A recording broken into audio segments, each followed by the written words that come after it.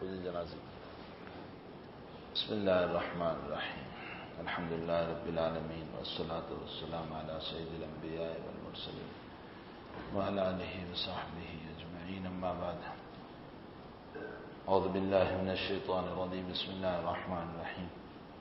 یا ایھا الذین آمنوا کتب علیکم الصیام کما کتب علی الذین من قبلکم لعلکم تتقون. وقال اللہ تعالی شہر رمضان الذي انزل فيه القرآن هدى للناس وبينات من الهدى والفرقان فمن شهد منكم الشهر فليصمه ومن كان مريضا أو على سفر فعدة من أيام أخر. صدق اللہ العظیم. اس سے پہلے بھی کچھ لمبا غیب ہو گیا، کچھ سفر کی بنیاد پر، ہمارے حضرت کی آمد کی بنیاد پر، اور پھر ایک لمبا غیب رمضان کا ہو رہا ہے. زندگی رہی تو انشاءاللہ پھر رمضان کے بعد ملاقات ہوگی، چونکہ کینیڈا انگلینڈ وغیرہ کا سفر ہے. لیکن بہت اصرار رہا ہمارے اسماعیل بھائی اور اختر بھائی کا کہ کسی طرح ایک مجلس اخیر میں ہو جائے. اس نسبت پر میں حاضر ہوا. تو میں نے اس وقت سوچا کہ ایک مبارک مہینہ ہمارے سامنے آ رہا ہے، اسی سے متعلق چند باتیں عرض کی جائیں. چونکہ ابھی جنازہ بھی ہے تو مختصر وقت میں چند باتیں بتا دوں. جو آج سبق ہے وہ بھی یہی ہے، رمضان سے متعلق. اللہ تعالیٰ فرماتے ہیں کہ تم پر روزے فرض کیے گئے جیسا کہ تم سے پہلے لوگوں پر روزے فرض کیے گئے تھے. معلوم ہوتا ہے کہ روزے کی فرضیت یہ ہماری خصوصیت نہیں ہے، اگلی قوموں میں بھی روزے تھے، بلکہ عیسائیوں میں 40 روزے تھے. یہ اور بات ہے کہ وہ نہیں رکھتے، ورنہ عیسائیوں کے مسلک میں 40 روزے تھے. یہودیت کے مسلک میں بھی روزے تھے. مسلمانوں کے مسلک میں فرض روزے جو ہیں وہ رمضان کا مہینہ ہے. اس کے علاوہ اور کوئی روزہ فرض نہیں ہے. ہاں، نظر کا روزہ ہے. اگر انسان نظر مان لے کہ مجھے فلاں کام کرنا ہے، اگر وہ ہو گیا تو میں روزے رکھوں گا، تو پھر نظر کا روزہ واجب ہو جاتا ہے. باقی رمضان کے علاوہ کوئی اور روزہ فرض نہیں ہے. عاشوراء کا روزہ بھی سنت ہے. اسی طرح عرفہ کا روزہ بھی سنت ہے. اسی طرح شب برات میں جو روزہ رکھا جاتا ہے 15 شعبان کو، اگرچہ روایت ضعیف ہے، تاہم یہ بہت ایک مندوب اور مستحب روزہ ہے. فرضیت کا روزہ اسلام میں صرف رمضان ہے. اللہ تعالیٰ نے رمضان کا روزہ جو فرض فرمایا اس کی وجہ بیان فرمائی کہ اے لوگو، میں چاہتا ہوں کہ تم متقی بن جاؤ، لعلکم تتقون، تمہیں تقوی نصیب ہو جائے، تم متقی بن جاؤ. روزے سے تقوی کیسے ملے گا؟ اللہ تعالیٰ روزے سے تقوی کیسے دیں گے؟ یہ ایک بہت بڑا سوال ہے. لیکن پہلے تقوی کا میننگ سمجھیں کہ تقوی کہتے ہیں کس کو. بہت مشہور روایت ہے اور آپ نے بار بار سنی، مسند احمد کی روایت ہے. حضرت عمر رضی اللہ تعالیٰ عنہ امیر المؤمنین ہیں، خلیفۃ المسلمین ہیں، اور سوال فرما رہے کہ ابو عبیدہ بن الجراح رضی اللہ تعالیٰ عنہ سے کہ مت تقوی یا ابا عبیدہ، تقوی کسے کہتے ہیں ابو عبیدہ؟ دیکھیے، اتنا بڑا آدمی امیر المؤمنین حضرت عمر رضی اللہ تعالیٰ عنہ دین کے باب میں سوال فرما رہے ہیں. معلوم ہوتا ہے کہ ہمیں دین کے باب میں شرم محسوس نہیں کرنا چاہیے. کوئی بات سمجھ میں نہیں آتی ہے تو اس صورت میں اسے پوچھ لینا چاہیے. حضرت ابو عبیدہ بن الجراح سے پوچھ رہے ہیں مت تقوی یا ابا عبیدہ، ابو عبیدہ تقوی کسے کہتے ہیں؟ تو فرمایا کہ حضرت، بہت عجیب مثال دی. فرمایا حضرت، کبھی آپ کا ایسے راستے سے گزر ہوا ہے جس کے دونوں طرف کانٹوں کی بار لگی ہو؟ کانٹوں کی بار جو ہوتی ہے اور راستہ تنگ ہو. فرمایا ہاں، بہت مرتبہ گزر ہوا. تو فرمایا جب ایسے راستے سے گزرتے ہیں جہاں راستہ تنگ ہے اور کانٹوں کی بار ہے دونوں طرف، تو آپ کیسے گزر جاتے ہیں؟ تو حضرت عمر نے فرمایا کہ میں اپنے کپڑوں کو سمیٹ لیتا ہوں کہ کہیں میرے کپڑے کانٹوں میں نہ الجھ جائیں ورنہ پھٹ جائیں گے. فرمایا ھذا ھو التقوی، اسی کو تقوی کہتے ہیں. فرمایا کیسے؟ فرمایا جیسے دونوں طرف کانٹوں کی بار ہے اور آپ اپنے کپڑوں کو بچا رہے ہیں کہ کہیں پھنس نہ جائیں ورنہ پھٹ جائے گا۔ دنیا میں دونوں طرف خواہشات کی باریں لگی ہوئی ہے، بد نظری ہے، مسجد سے باہر نکلو تو بد نظری ہو رہی ہے، مکان سے باہر نکلو تو بد نظری ہو رہی ہے، گناہوں کا سمندر دوڑ رہا ہے راستوں پر، بازاروں میں جھوٹ بولا جا رہا ہے، غیبت کی جا رہی ہے، چغلی کی جا رہی ہے، دھوکہ دیا جا رہا ہے، کسی کا مال ناحق کھایا جا رہا ہے۔ یہ سارے کے سارے گناہوں کے کانٹے ہیں جس کے دونوں طرف بال لگی ہوئی ہے، اور اس کے بیچ سے ہماری زندگی کا گزارنا ہے۔ فرمایا اپنے ایمان کو اس طرح بچا کر نکلو کہ ہمارا ایمان پھٹ نہ جائے۔ اس کو کہتے ہیں تقوی۔ تقوی کا میننگ کوئی تقوی کسی مارکیٹ میں بکتا نہیں ہے۔ اچھا یہ بھی یاد رکھو، حضرت حکیم الامت حضرت اقدس تھانوی رحمۃ اللہ علیہ سے کسی نے فرمایا کہ حضرت تقوی کیسے آئے گا؟ حضرت نے بہت پیاری بات بتائی۔ حضرت نے فرمایا کہ کسی اہل اللہ کے پاس زندگی گزار دو، لیکن اگر آپ کی طلب نہیں ہے تو تقوی نصیب نہیں ہوگا۔ پھر بڑے سے بڑے بزرگ سے معانقہ کر لو، مصافحہ کر لو، تقوی اس سے نہیں ملے گا۔ پھر بڑے سے بڑے بزرگ کے پاس رہو لیکن طلب کی آپ کی نیت نہیں ہے تو تقوی ایسے نہیں ملے گا۔ فرمایا بزرگوں کی تو دعائیں ہوگی، محنت آپ کی ہونی چاہیے۔ ہماری محنت ہو کہ ہماری زندگی ان کاموں سے بچے۔ اور ایک عجیب بات میں نے پڑھی، حضرت شاہ ولی اللہ صاحب رحمۃ اللہ علیہ فرماتے ہیں کہ قلب کا فتنہ، بہت غور سے سمجھے اس بات کو، قلب کا، دل کا فتنہ۔ دل کا فتنہ کہتے ہیں کس کو؟ حضرت نے فرمایا دل کا فتنہ یہ ہے کہ انسان کو عبادت میں مزہ نہ آوے، یہ دل کا فتنہ ہے۔ انسان کو دعا میں جی نہ لگے، یہ دل کا فتنہ ہے۔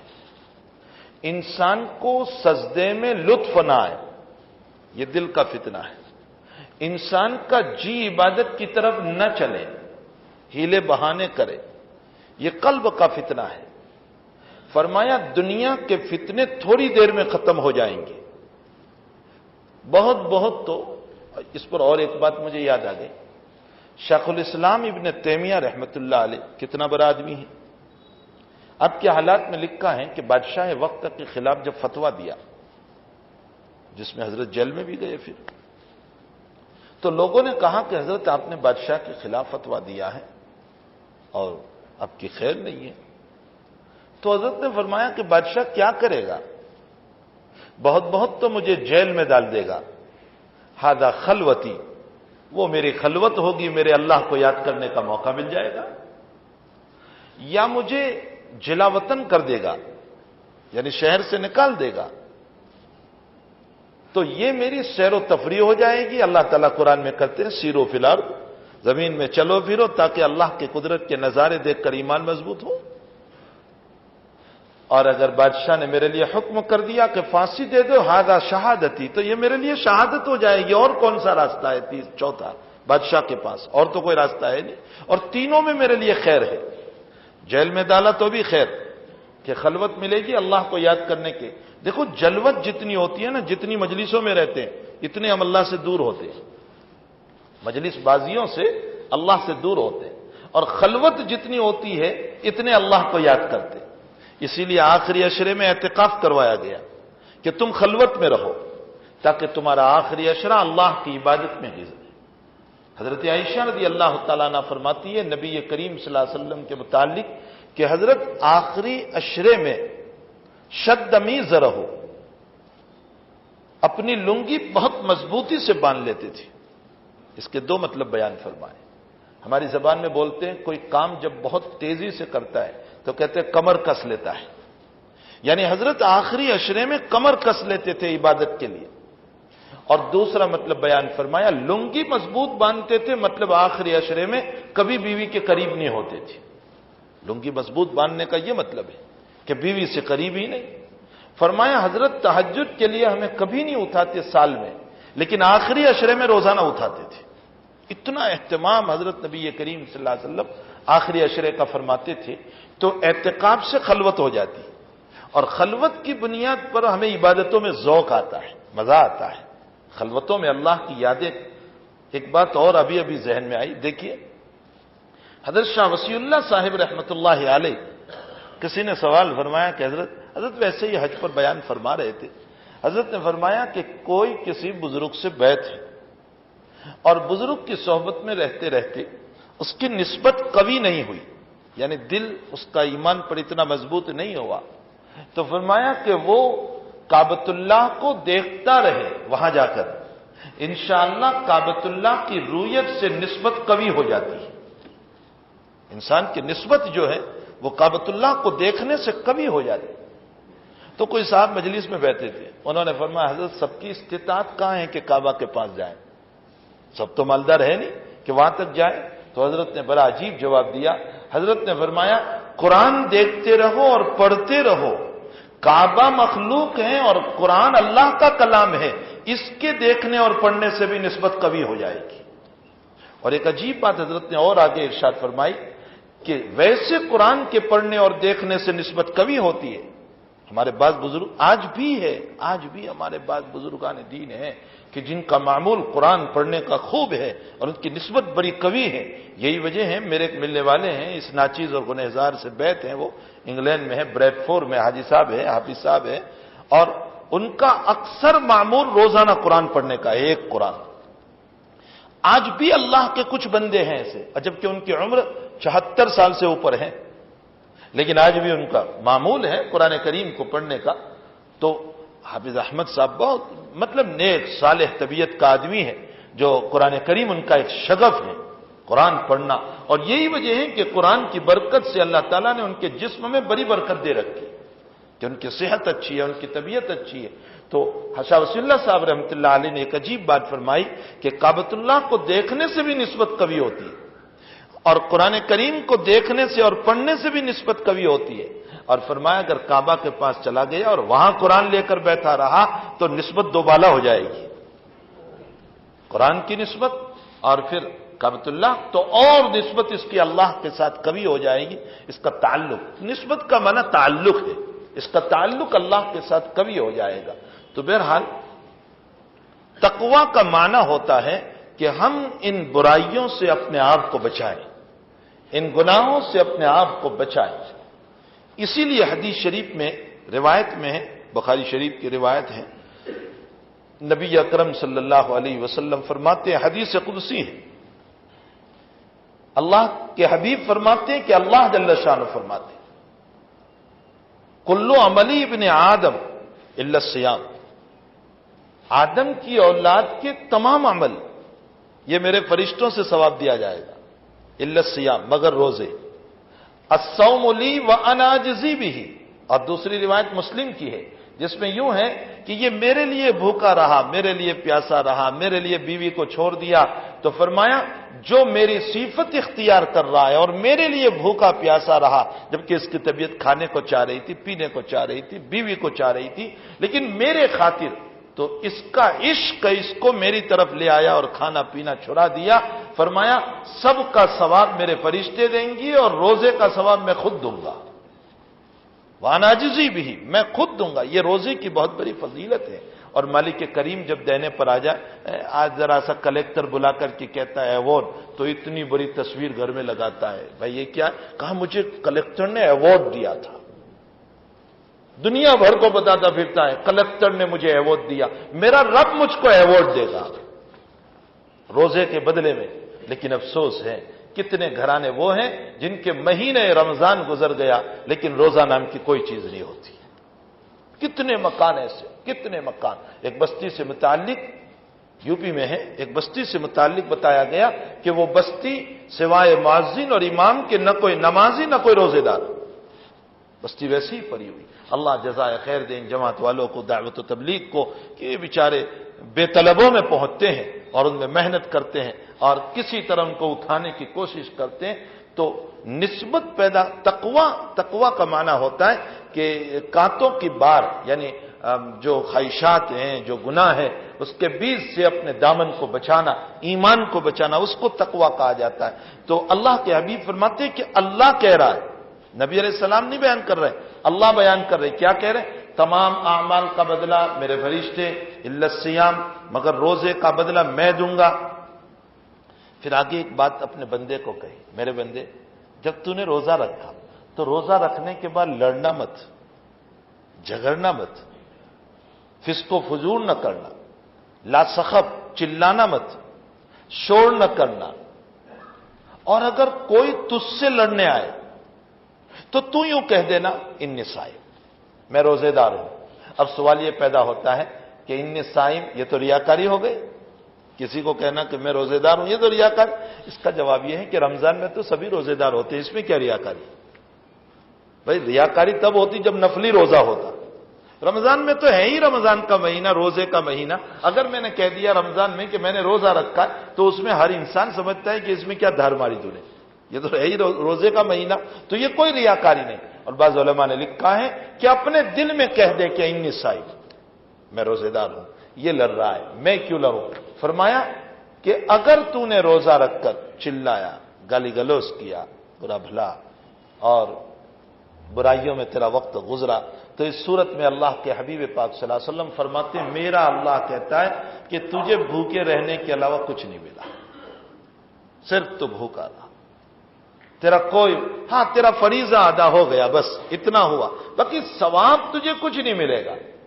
تو اللہ کے حبیب پاک صلی اللہ علیہ وسلم اور اللہ جل شانہ یہ بیان کرتے ہیں کہ اپنے روزوں کو گناہوں سے خراب نہ کرو۔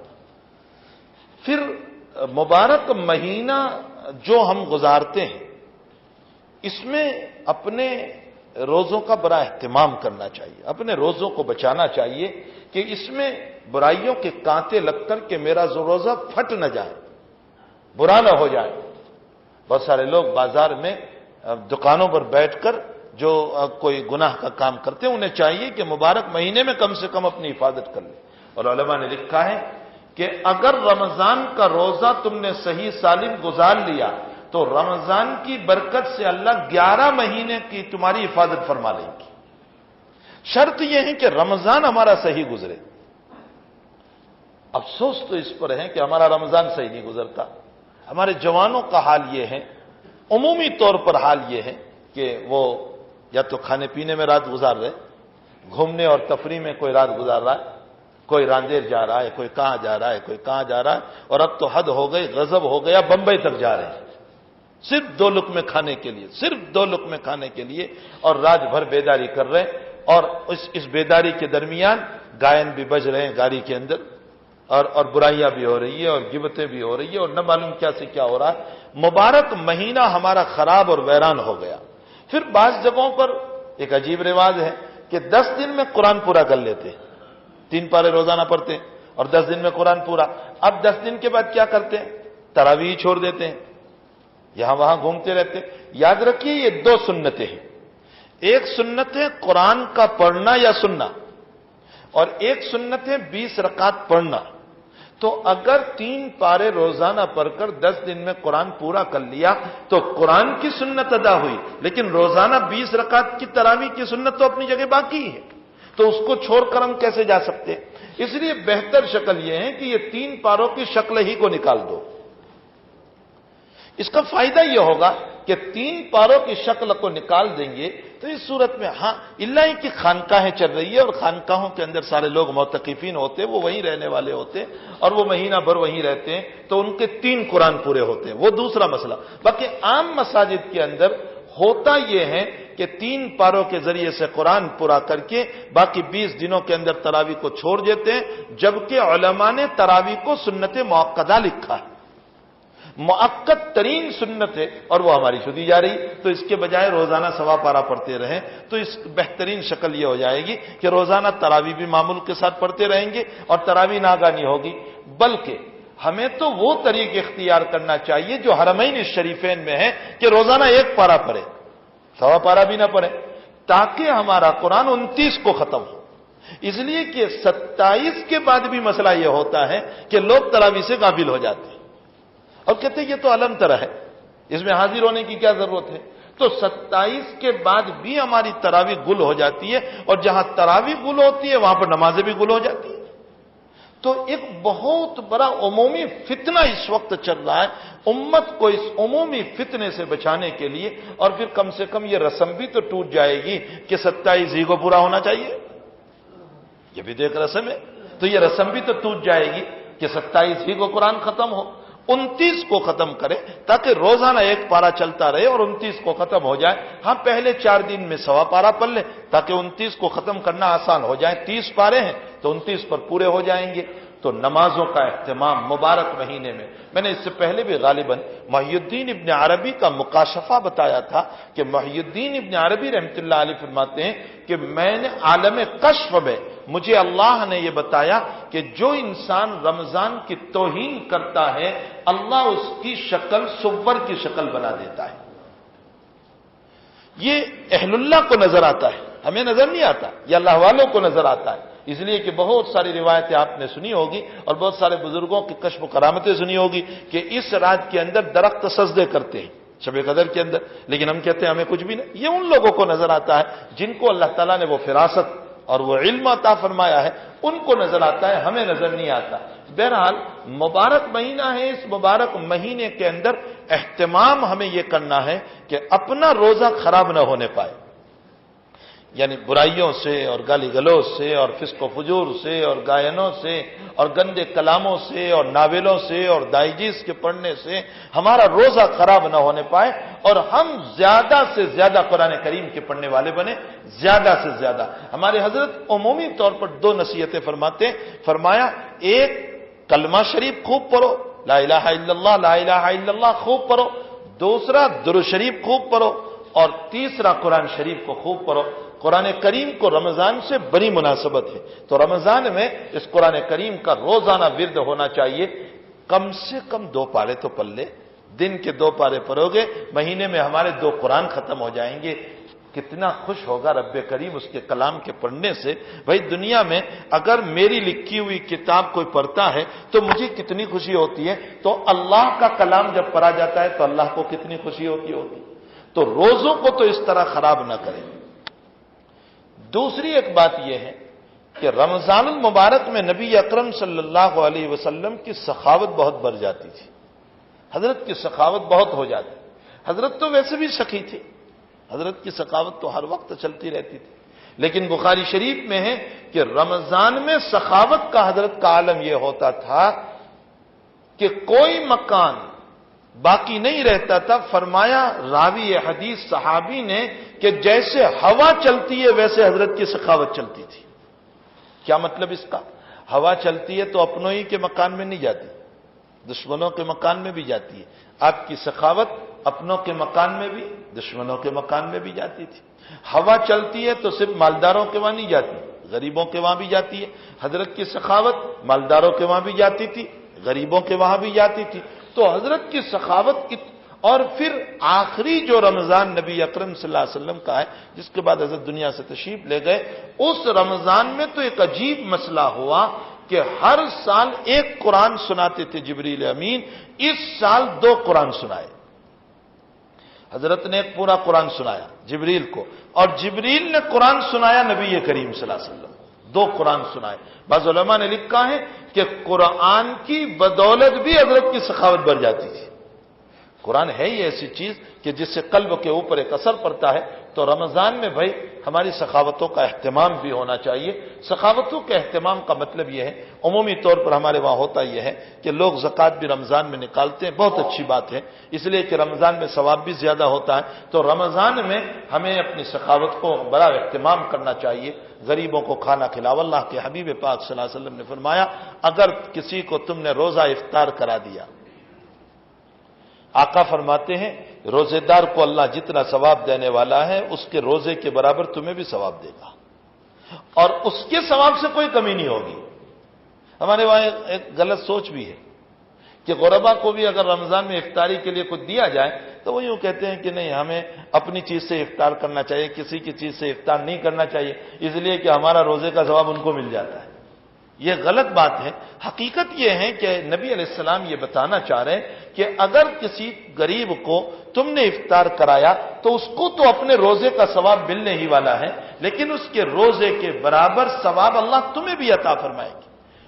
سخاوت کا مسئلہ میں بات نقل کروں، میں نے اس سے پہلے غالباً کبھی سنایا ہوگا مولانا منظور صاحب نعمانی رحمۃ اللہ علیہ کا واقعہ کہ جب لکھنؤ میں ہندو مسلم فسادات ہو گئے اور ہفتہ 10 دن تک کرفیو چلا، تو جو رکشہ چلا کر، وہ ٹرائسیکل آتی ہے نا جو پاؤں سے چلاتے ہیں، وہ ٹرائسیکل چلانے والے جو روز کماتے ہیں، روز کھاتے ہیں، مولانا نے سوچا کہ یہ بیچارے روزانہ کمانے والے جب ہفتہ 10 دن سے یہاں پر جو ہے کرفیو لگا ہوا ہے، تو ان بیچاروں کا، غریبوں کا کیا ہوگا؟ پولیس سے اجازت لی اور اپنے بیٹوں کو اور محلے والوں کو اور کچھ لوگوں کو بھیجا کہ جاؤ تلاش کرو ایسے لوگوں کو اور تھوڑا تھوڑا کھانا پہنچاؤ اور تھوڑے تھوڑے پیسے پہنچاؤ۔ جب تلاش کرتے اور دیتے تقسیم کرتے، جب ایک مکان پر پہنچے تو اندر سے عورت نے یوں کہا کہ کوئی مرد نہ آئے، عورت آئے۔ تو مولانا کے گھر کی عورتیں گئی، وہ عورتیں جب واپس آئی تو مولانا کے سامنے بہت رونے لگی۔ تو حضرت نے فرمایا کیوں رو رہی ہو؟ فرمایا کیا بتائیں اس عورت کی داستان سن کر۔ اس عورت نے یوں کہا کہ تم لوگوں کو معلوم ہے کہ میرا شوہر 5 سال پہلے بلا وجہ کے پھنسا کر کے جیل میں گیا ہے۔ پہلے 2-4 مہینے تو لوگوں نے مدد کی میری، اس کے بعد میری مدد چھوڑ دی۔ میری غربت کا حال یہ ہے کہ میرے گھر میں کوئی کمانے والا نہیں ہے، اور یہ میری بیٹی 8-10 سال کی، میں جب بھوک پیاس سے بیزار ہو گئی تو اس موقع پر میں ایک مرتبہ اپنی بیٹی کو لے کر کے دریا کے کنارے یعنی ندی کے کنارے پہنچی کہ میں سوسائڈ کر لوں، خودکشی کر لوں، آبگھات کر لوں۔ لیکن جب میں وہاں پہنچی تو پھر میرے دل میں بیٹی کی محبت آ گئی، اور میں نے سوچا کہ میری بیٹی کو کیوں میں ماروں۔ بس یہ میں سوچ کر واپس آئی، اور روڈ پر آئی تو ایک گاڑی آئی اور مجھے دیکھ کر گاڑی کھڑی رہی اور زبردستی مجھے بٹھا لیا میری بیٹی کے ساتھ، مجھے کہیں لے گئے اور میرے اوپر ریپ کیا اور میری بیٹی کے سامنے کیا، اور مجھے یوں کہا کہ تجھ جیسے خوبصورت عورت مرتی نہیں ہے، سوسائڈ نہیں کرتی ہے، تو کیوں سوسائڈ کرتے ہیں؟ تیری زندگی کی کفالت ہم کرتے رہیں گے، البتہ تو ہمارے کام آتی رہے۔ آج 4 سال ہو گئے میں اس کام میں، وہ مجھے لے جاتے ہیں اور میری ضرورت اور میری کفالت وہ اس طرح پر پوری کر رہے ہیں۔ اس کی داستان سن کر کے حضرت مولانا منظور صاحب نعمانی رحمۃ اللہ علیہ اتنے رو پڑے کہ آنکھوں سے آنسو بہنے لگے، اور اس کے بعد حضرت نے فرمایا کہ قیامت کے دن اللہ نے مجھ کو یہ پوچھ لیا کہ تیرا درس قرآن تجھے مبارک، اور تیرا درس حدیث تجھے مبارک، اور تیری یہ تفسیریں تجھے مبارک، اور تیری یہ عبادتیں تجھے مبارک، تیرے محلے میں میری بندی بھوک کی وجہ سے گناہ میں مبتلا تھی، تجھے کبھی اس کی فکر نہیں ہوئی کہیں یہ عورت مجھے جہنم میں نہ لے جائے۔ حقیقت حال یہ ہے کہ ایسے کئی لوگ ہوں گے اپنے اطراف میں، ہمیں پتہ نہیں ہے، ہمیں تلاش کرنا چاہیے ایسے لوگوں کو، اور تلاش کر کے ان کے گھروں تک افطاری کا نظام کرنا چاہیے، افطاری کا سامان پہنچانا چاہیے۔ یہ جھوپڑ پٹیوں میں چلے جاؤ، کئی نیک لوگ رہتے ہیں جو روزے دار ہوا کرتے ہیں اور جن کے کوئی کھانے کا نظام نہیں ہوا کرتا ہے اور جن کے پاس کوئی سامان نہیں ہوا کرتا ہے۔ اگر میرے اور آپ کے چند کھجوروں سے اور چند پیسوں سے کسی کی رمضان بن گئی، خدا کی قسم میری تو جنت بن جائے گی۔ اللہ ہمیں ان باتوں کی، کیا ہم پیسوں کے ڈھیر پر بیٹھ کر کے یہ سوچ رہے ہیں کہ ہم سے بڑھ کر عبادت گزار کوئی نہیں، اور ہم سے بڑھ کر مالدار کوئی نہیں، اور ہم سے بڑھ کر تہجد گزار کوئی نہیں۔ یہ ساری عبادتیں میری ذات تک ہے، لیکن امت کا مسئلہ ایک ایسا مسئلہ ہے کہ جو اللہ کے حبیب پاک صلی اللہ علیہ وسلم فرماتے ہیں، بخاری شریف کی روایت، اللہ یوں کہہ رہا ہے جس نے میرے بندوں اور بندیوں پر رحم کیا میں قیامت میں اس پر رحم کروں گا۔ سیدھا سا مسئلہ اس نے بیان کیا، جس نے میرے بندوں اور بندیوں پر رحم کیا میں قیامت کے دن اس پر رحم کروں گا۔ تو رمضان میں سخاوتیں بڑھ جاتی ہے۔ اللہ کے حبیب پاک صلی اللہ علیہ وسلم کا دسترخوان رمضان میں وسیع سے وسیع ہو جاتا تھا۔ یہی وجہ ہے کہ آج بھی اصل عرب جو ہے، حرمین شریفین دیکھ لیجئے کیسے دسترخوان وہ بچھاتے ہیں، پورا حرم بھرا ہوا ہے ان کے دسترخوانوں سے، اور آپ کو ہاتھ پکڑ پکڑ کر بٹھا رہے ہیں، میرے دسترخوان پر بیٹھ جائیے، میرے دسترخوان پر۔ یہ ان کا دل ہے، یہ ان کا۔ میں آج سے قریباً 12-14 سال پہلے میں نے جب رمضان گزارا اور شب 27 یا 29 رات تھی، مجھے برابر یاد نہیں، میں تراویح پڑھ کر کے نکلا اور بہت دیر کے بعد نکلا، تو اس وقت یہ شامیہ ابھی موجود تھا اور اس طرف روڈ تھا۔ تو میں جب باب العمرہ سے نکلا اور اوپر چڑھا تو ایک عرب، آپ تعجب کرو کہ 3 اس کے خادم ہیں اور ڈھیر سارے ریال، 10 کی نوٹیں ڈھیر سارے لے کر کے وہاں سے گزرنے والے ایک ایک کو دیتے جاتے ہیں۔ اب نہ معلوم کتنے حرم سے تو نکل رہے ہیں اور کتنوں کو اس نے تقسیم کیا ہوگا۔ یہ ہیں وہ اصل عرب کی سخاوت، کیوں نہ ہو جن کو تعلق تھا نبی کریم صلی اللہ علیہ وسلم سے، جن کو نسبتیں ہیں نبی کریم صلی اللہ علیہ وسلم سے۔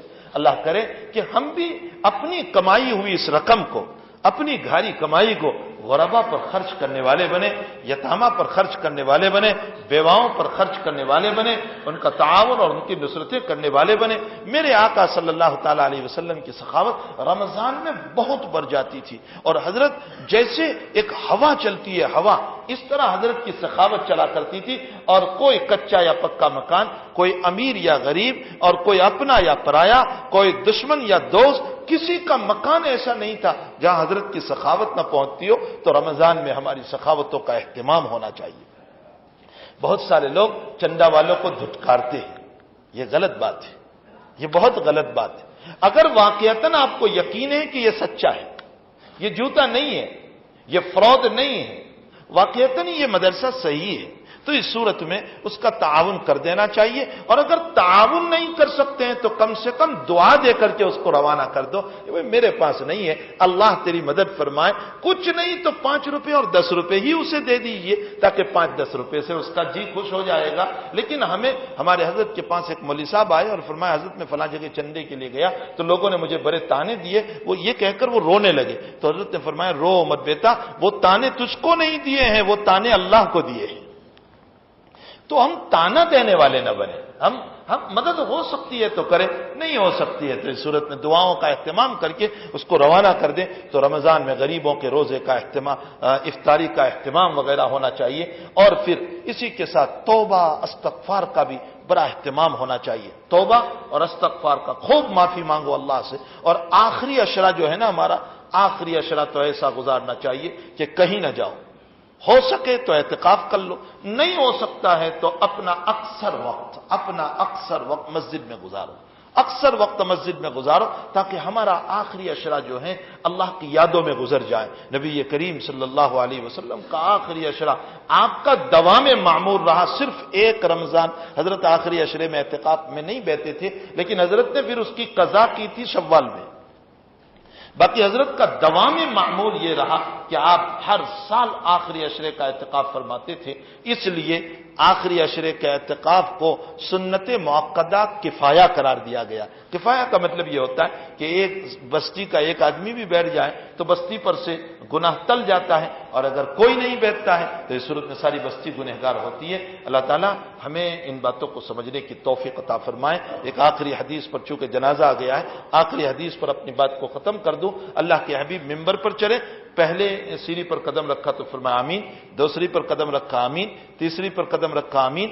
صحابہ نے بعد الصلاح پوچھا کہ حضرت یہ آمین کس بات پر؟ فرمایا جبریل نے فرمایا کہ اللہ کے حبیب آپ کا نام نامی آئے اور کوئی درود شریف نہ پڑھے، اللہ اس کو ہلاک کر دے۔ میں نے کہا آمین۔ دوسری سیڑھی پر قدم رکھا تو فرمایا کہ جس کو مبارک مہینہ ملے اور وہ اس مہینے میں اپنی بخشش نہ کرا سکے، میں نے کہا آمین۔ اور تیسری سیڑھی پر قدم رکھا جس کے ماں باپ حیات ہو وہ خدمت کر کے جنت نہ کمائے، میں نے کہا آمین۔ تو کتنا بد نصیب ہے وہ جو روزہ نہیں رکھتا، اللہ کے نبی کی بد دعائیں اس کو لگ رہی ہیں، جبریل کی بد دعائیں نبی کی آمین ہے۔ اللہ ہم سب کو مبارک مہینہ ڈھنگ سے گزارنے کی توفیق عطا فرمائے، اللہ کی رضا کے مطابق گزارنے کی توفیق عطا فرمائے، اللہ کی مرضیات پر گزارنے کی توفیق عطا فرمائے۔ 11 مہینے بہت کچھ کر لیا، ایک مہینہ اللہ کی رضا پر گزار لو، دیکھ لو اللہ کی طرف سے کیسے انعامات ہوتے ہیں۔ سبحان اللہ و بحمدہ، سبحانک اللہم و بحمدک، استغفرک و اتوب الیک۔